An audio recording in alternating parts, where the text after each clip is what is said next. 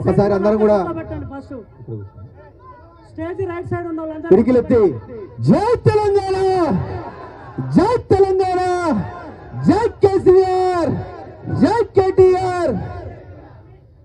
అన్నా ఈరోజు please brother KTR గారు బ్రదర్ అందరూ కూర్చోండి ప్లీజ్ ప్లీజ్ బ్రదర్ కూర్చోండి. కూర్చుంటారు కదా, నువ్వు ఆపురా, దండం పెడతా. ఒక్కసారి అన్న మా అన్నాలకి ఎదురుగిస్తే ఈరోజు వేదిక మీద ఉన్నటువంటి బీఆర్ఎస్ పార్టీ పెద్దలందరికీ పేరు పేరున నా హృదయపూర్వక నమస్కారాలు తెలియజేస్తూ, వేదిక ముందున్నటువంటి ఈరోజు నల్గొండ, ఉమ్మడి నల్గొండ జిల్లా వ్యాప్తంగా రైతుల పక్షాన మేమందరం ఉన్నాం. రామన్న పిలిపివ్వగానే రైతుల పక్షాన పోరాడడం కోసం మేమందరం నడుం బిగించి ఈరోజు ముందు వరుసలో నిల్చుంటామని చెప్పి పెద్ద ఎత్తున ప్రతి నియోజకవర్గం నుంచి వేలాదిగా తరలి వచ్చినటువంటి మా బీఆర్ఎస్ పార్టీ సోదరులకు, రైతులకు అందరికీ పేరు పేరున నా హృదయపూర్వక నమస్కారాలు తెలియజేస్తున్నా. అందరికీ నా హృదయపూర్వక నమస్కారాలు తెలియజేస్తూ, మీ అందరికీ తెలుసు 420 దొంగ హామీలు ఇది ఒక్కరిచ్చినే కావు.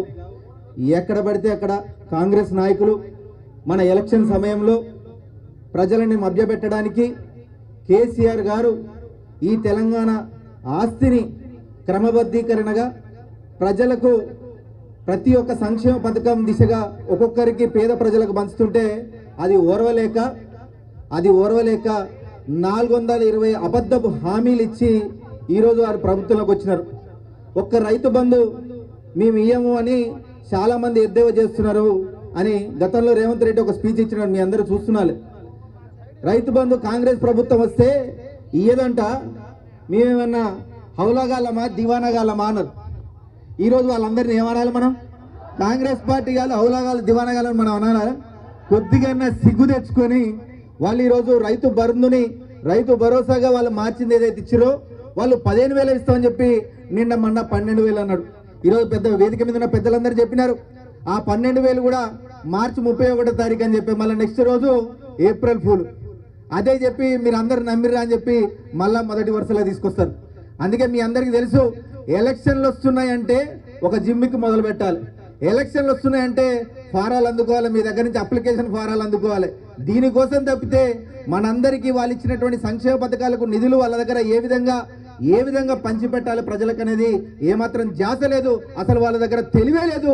అందుకే మనల్ని మన స్వాతంత్రం వచ్చిన దగ్గర నుంచి పరిపాలిస్తున్న మన తెలంగాణ ఎప్పటికీ నీళ్లు దొరక్క ఎంతో ఇబ్బందులు పడ్డాం, రైతులు ఇబ్బంది పడ్డాం, పేదలు ఇబ్బంది పడ్డాం, ప్రతి ఒక్కరు ఇబ్బంది పడ్డాం. కానీ తెలంగాణ తెచ్చుకున్న తర్వాత కేసీఆర్ గారు ప్రతి ఒక్కరిని కూడా అగ్రభాగాన, ముఖ్యంగా పేద రైతులను అందరినీ కూడా అగ్రభాగాన్ని నిలబెట్టి ముందు వరుసలో నడిచినారు. ఈ రోజు మన పేదల పక్షాన నిలదీస్తుంటే మన గౌరవ రాష్ట్ర వర్కింగ్ ప్రెసిడెంట్ కేటీఆర్ గారి మీద మీ అందరూ చూస్తున్నారు ఎన్నో కేసులు, అక్రమ కేసులు, ఎన్నో కేసులు. గ్రామంలో ఉన్నటువంటి చిన్న రైతుల కాంచి మన రామన్న దాకా ఎక్కడ లేని కేసులని కొత్తగా తవ్వి కొత్తవి పెడుతున్నారు. దానివల్ల ఎవరం నోరు మూసుకొని కూర్చోలేం, ఖచ్చితంగా ఎదురు తిరుగుతామని చెప్పేసి ఈరోజు కేటీఆర్ గారు పెద్ద ఎత్తున నల్గొండ జిల్లాలో సభ పెట్టి మనందరికి పిలుపునిచ్చిన సంగతి కూడా మీ అందరికీ తెలుసు. అందుకే ఈరోజు వేలాదిగా తరలి వచ్చి మళ్ళొకసారి రైతుల పక్షాన పోరాడతాం, ఖచ్చితంగా నడుం బిగిస్తాం. రేపిచ్చే సంక్షేమ పథకాల్లో ఎవడన్నా బీఆర్ఎస్ జెండా పట్టుకుంటే వానికి సంక్షేమ పథకం రాకుండా చేస్తామని అంటున్నా, వాని మెడలు వంచి మరి ఈరోజు అందరినీ మీ ముందర నడుస్తూ ఖచ్చితంగా ప్రతి ఒక్కరికి సంక్షేమ పథకాలు వచ్చే విధంగా ఈరోజు మీ వెంట ఉంటూ మీతోనే ఉండి కొట్లాడతామని మరొకసారి మీ అందరికీ తెలియజేస్తూ ఈ రోజు రామన్నకు పెద్ద ఎత్తున స్వాగతం పలకడానికి ఇక్కడ వచ్చిన బీఆర్ఎస్ కుటుంబ సభ్యులందరూ కూడా పేరు పేరున నా హృదయపూర్వక నమస్కారాలు తెలియజేస్తూ జై తెలంగాణ.